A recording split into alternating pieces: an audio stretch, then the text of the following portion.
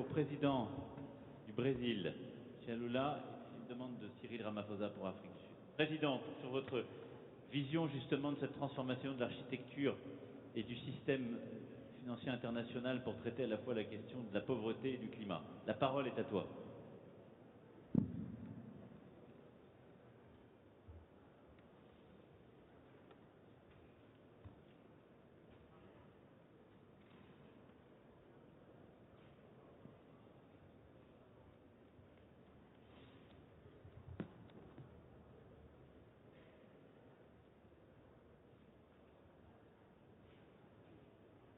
Primeiro, eu queria cumprimentar o presidente Emmanuel Macron, presidente da República Francesa, em nome de quem cumprimento os chefes de Estado e de governo participantes desse diálogo de alto nível.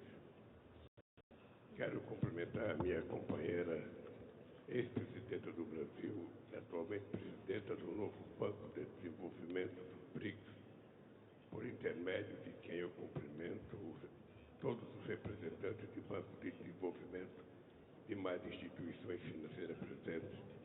Portanto, companheira Dilma Rousseff, prazer pela sua presença aqui. Eu queria dizer a você, meu caro Macron, que desde ontem à noite eu tenho mudado meu discurso. Eu passei a semana na Itália e preparando um discurso, mas já mudei o discurso há 10 vezes e não vou ler meu discurso. Eu queria começar fazendo um aviso importante. Em 2025, nós vamos realizar a COP30 num país amazônico. Eu espero que todas as pessoas que prezam tanto a Amazônia, que admiram tanto a Amazônia, que dizem que a Amazônia é o pulmão do mundo, eu espero que essas pessoas participem da COP25 no estado do Pará, para que tenham noção do que é realmente a Amazônia. Porque muita gente fala, mas pouca gente conhece. E é importante que as pessoas falem conhecendo. A Amazônia no Brasil, ela representa nada mais, nada menos que 5 milhões de quilômetros quadrados. E além dos 5 milhões de quilômetros quadrados da Amazônia no Brasil, nós temos a Amazônia equatoriana, a Amazônia colombiana, a Amazônia peruana, a Amazônia venezuelana, a Amazônia boliviana, a Amazônia da Guiana, a Amazônia do Suriname e a Amazônia francesa, da Guiana francesa. E nós vamos fazer, no dia 12 de agosto, um grande encontro no estado do Pará, com todos os presidentes da América do Sul, que compõem toda a região da Amazônia, para que a gente possa formar uma proposta para levar para a COP28 nos Emirados Árabes. Certamente nós vamos querer conversar com o Sudão, com o Congo, certamente nós vamos conversar com a Indonésia, porque nós queremos compartilhar uma proposta única entre os países que ainda mantêm grandes florestas em pé. Nós queremos fazer disso um patrimônio, não apenas de preservação ambiental, mas um patrimônio econômico para ajudar os povos que moram da floresta. Nessa floresta brasileira nós temos 400 povos indígenas. E desses 400 povos indígenas, nós temos 300 idiomas. E nessa mesma região, nós enfrentamos muitas adversidades. Nós enfrentamos o garimpo, nós enfrentamos o crime organizado e nós enfrentamos muitas vezes pessoas de má fé que querem tentar fazer com que nessa floresta se plante soja, se plante milho, se crie gado, quando na verdade não é necessário fazer isso.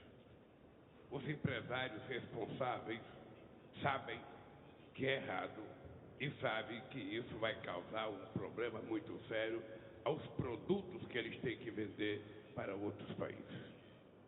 Essa é a primeira coisa que eu queria dizer para vocês. O Brasil é um país que tem uma matriz energética possivelmente da mais limpa do mundo.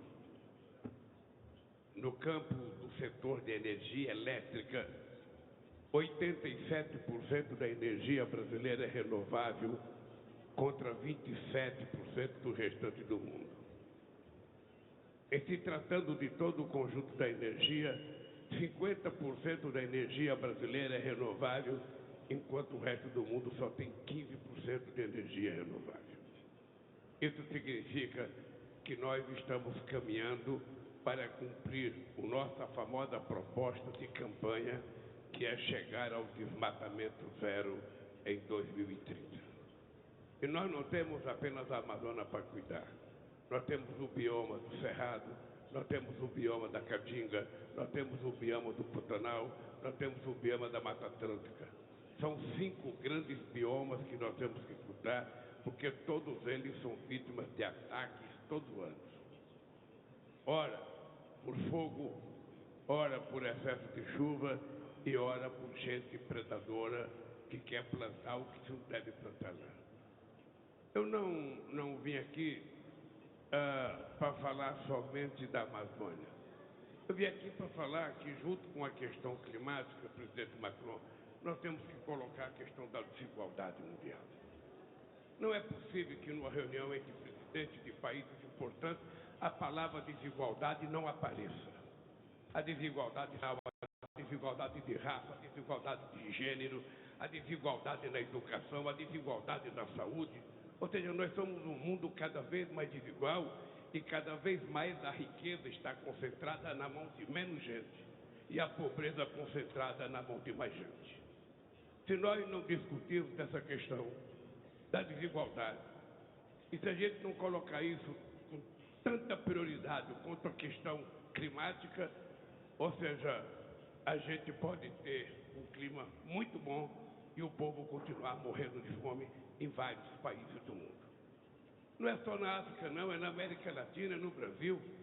Quando eu fui presidente da República do Brasil de 2003 a 2010 e a presidenta Dilma de 2010 a 2016, a ONU reconheceu que o Brasil tinha saído do mapa da fome. Naquela época, a gente tinha feito com que 36 milhões de pessoas saíssem da miséria absoluta e 40 milhões de pessoas atendessem a um poder de compra de classe média.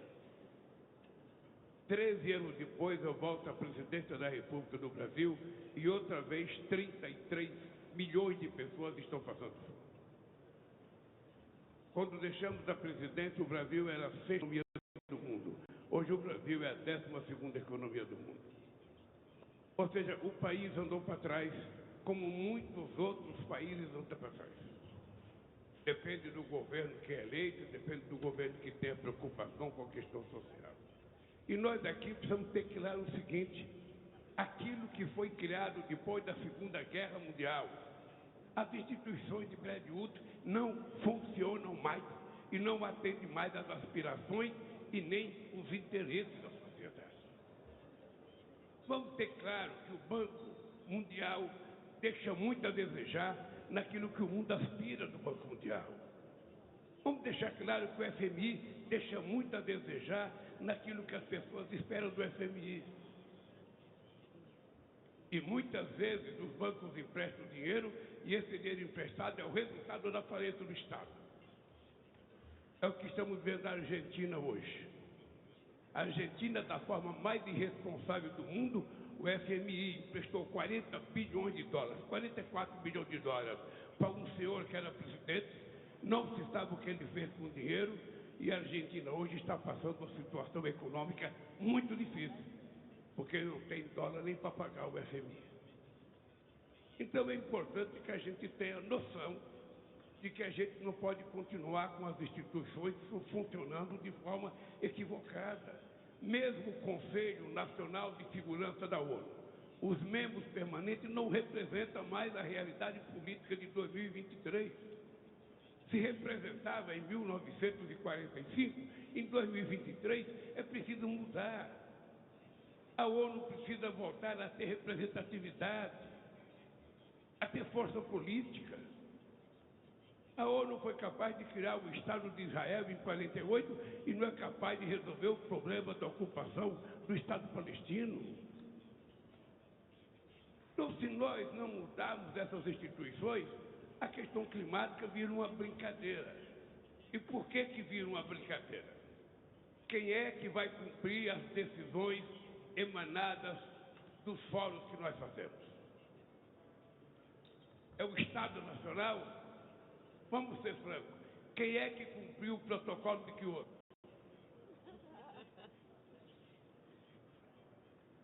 Quem é que cumpriu as decisões da COP15 em Copenhague? Quem é que cumpriu o Acordo de Paris? Ou seja, e não se cumpre porque não tem uma governança mundial com força para decidir as coisas e a gente cumprir. Se cada um de nós sair de uma COP e voltar para aprovar as coisas dentro do nosso Estado Nacional, nós não iremos aprovar. Então é preciso ter clareza que se a gente não mudar as instituições, o mundo vai continuar o mesmo. Quem é rico vai continuar rico, quem é pobre vai continuar pobre. É assim. E eu falo isso com pesar, porque eu tenho uma experiência riquíssima de como é fácil a gente governar para os pobres. Eu sempre disse que os pobres nunca foram problemas. O pobre sempre será a solução quando você coloca o pobre dentro do orçamento do país. Mas se você esquece o pobre e você coloca todos os outros no orçamento, nunca vai sobrar dinheiro para cuidar das pessoas mais miseráveis. Porque elas não têm sindicato, elas não têm partido, elas não fazem passeata, não fazem movimento e moram longe da sede do governo, moram muitas vezes na periferia. Então essa gente sempre estará abandonada. E a desigualdade só tem aumentado. Faz pelo menos 20 anos que eu ouço a FAO falar que nós temos 900 milhões de seres humanos que vão dormir todo dia com fome.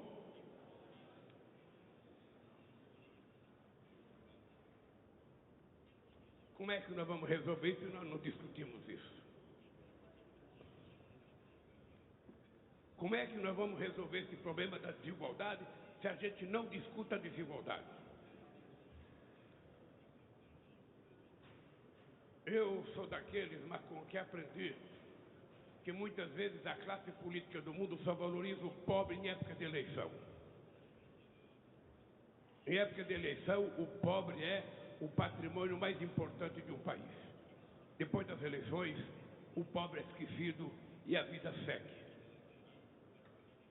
Então é importante, e eu quero te dar os parabéns por esse encontro aqui. Eu, por exemplo, conheci um plano feito pela União Africana chamado FIDA. Era um plano que previa investimento de 360 bilhões de dólares para investimento em infraestrutura em todo o continente africano. Se o mundo desenvolvido resolvesse financiar empresas para construir as necessidades de infraestrutura daquele plano, a África já teria dado um salto de qualidade na infraestrutura. Ontem nós ouvimos o presidente do Congo falar do Rio Congo. Pelo que eu sei, o Rio Congo daria para fazer pelo menos 3 Itaipu, que é a maior hidrelétrica do Brasil. Mas não tem nenhuma, porque não tem dinheiro e porque não tem financiamento. E nós precisamos parar de, a nível internacional, de fazer proselitismo com recursos. Eu vou ajudar essa coisinha aqui, eu vou ajudar essa coisinha ali, quando na verdade nós precisamos dar um salto de qualidade. É de fazer investimento em coisas estruturantes que mudam a vida dos países. É para isso que eu estou otimista com a criação do Banco dos BRICS. É para isso que eu estou otimista com a possibilidade de criar o Banco do Sul. É para isso que eu estou otimista da gente discutir moeda de comércio. Por que se acabou com a Organização Mundial do Comércio? Vamos ver se todo mundo aqui se lembra como é que acabou a Organização Mundial do Comércio. Tinha eleição nos Estados Unidos em 2009. E por isso o presidente Bush se afastou da Organização Mundial do Comércio e o acordo que estava quase para ser feito não foi feito, e nunca mais os Estados Unidos voltou à Organização Mundial do Comércio. Eu imaginei que o Obama iria votar assim que tomasse posse, e não voltou. E a Organização Mundial do Comércio hoje faz muito pouco. E é por isso que nós temos a volta do protecionismo. Quem é que não lembra a discussão do G20 em Londres, quando a gente discutia para evitar o protecionismo, quando a gente discutia que os países ricos teriam que fazer investimento nos países de desenvolvimento e nos países pobres? O que aconteceu? Os países ricos voltaram a fazer protecionismo. E nós estamos vendo a pobreza crescer em todos os continentes. Eu vou dar o exemplo do meu país. Eu tinha muito orgulho de ter saído do mapa da fome com a presidenta Dilma em 2012. E tenho muita tristeza que voltei a presidenta da República agora. O meu país estava pior do ponto de vista democrático, porque tinha um fascista governando o país. Estava pior do ponto de vista educacional, porque não tinha dinheiro investido nas universidades. Estava pior do ponto de vista social, porque não tinha política social. Estava pior do ponto de vista econômico. E nós agora temos que fazer tudo o que já tínhamos feito. Tudo que nós fizemos entre 2003 e 2016, nós vamos ter que refazer tudo para o país voltar a crescer.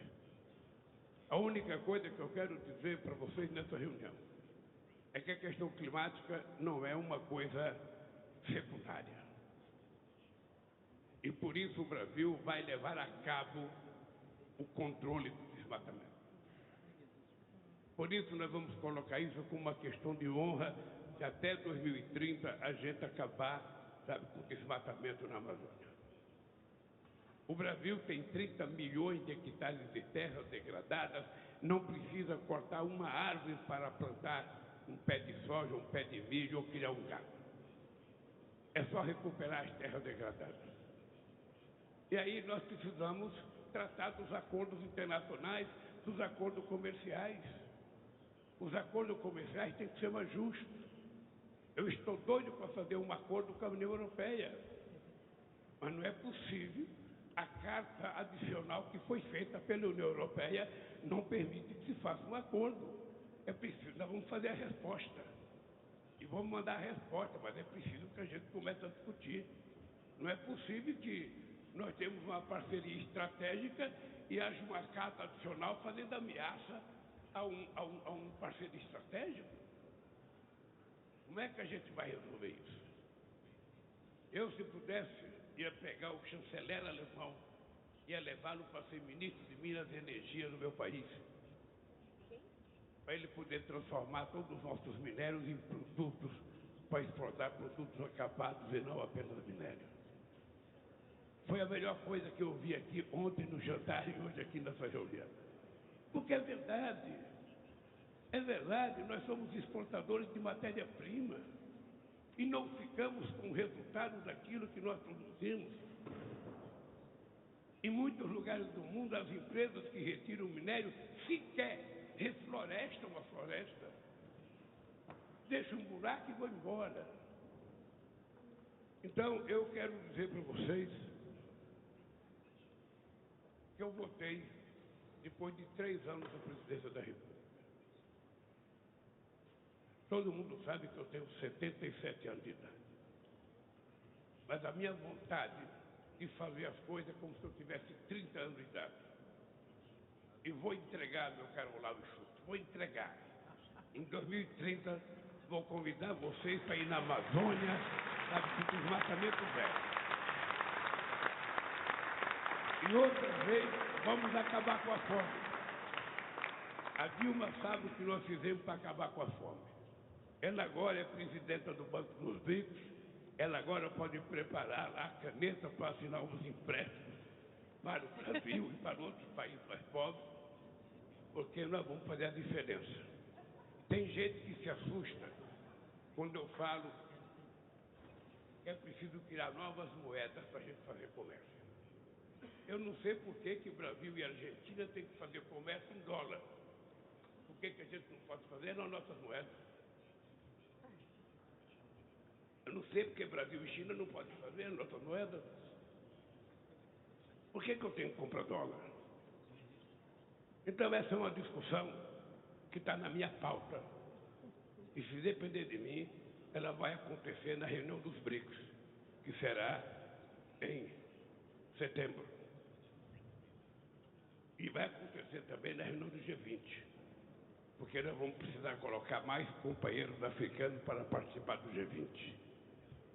Como vocês estão fazendo no G7. Ou seja, esses fóruns não podem ser um grupo de luxo, a elite política. Não, nós temos que chamar os desiguais, os diferentes, para que a gente possa atender à pluralidade dos problemas que o mundo tem. Todos nós temos como parâmetro o que aconteceu na União Europeia. Você sabe, Macron, que eu acho que a construção da União Europeia foi um patrimônio democrático da humanidade. Depois de 2 guerras mundiais, vocês conseguiram construir a União Europeia, conseguirem fazer um parlamento, conseguirem viver com divergência, mas discutindo as coisas democraticamente, é uma coisa que eu quero para a América do Sul. É uma coisa que eu acho que nós precisamos. A União Africana, ela está muito mais organizada do que nós na América Latina. Muito mais organizada. E nós queremos criar novos blocos para negociar com a União Europeia. E aí, me desculpe, Banco Mundial, FMI, nós precisamos rever o funcionamento. É preciso ter mais dinheiro, é preciso ter novas direções, mais gente participando da direção, porque não pode ser apenas os mesmos de 1945, 46, 47 e 48. Então, querido companheiro Macron, obrigado por essa reunião e se prepare que eu estou com mais vontade de brigar nesses próximos 3 anos que eu vou presidir o Brasil. Obrigado e boa sorte.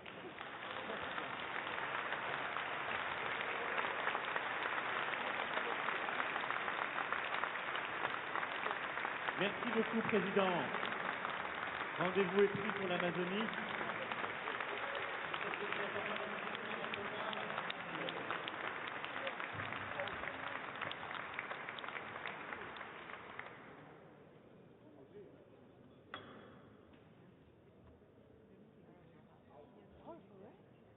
Thank you very much, President Macron. Let me start off by saying, President Lula, don't worry. We have the BRICS meeting. The issue of currency is top on the agenda, so we are going to discuss it. President Macron, I just want to start off on a very positive note in terms of what is evolving here. I think there is consensus that it's clearly a